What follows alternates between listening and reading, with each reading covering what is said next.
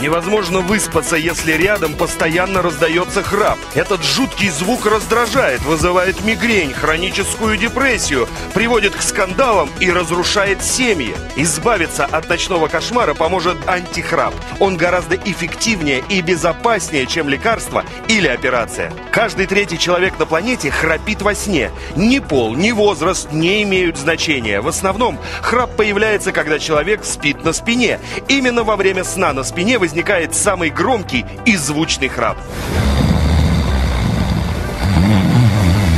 Храп возникает из-за провисания стенок мягкого неба. При вдохе оно начинает соприкасаться с основанием языка, создавая этот неприятный звуковой феномен.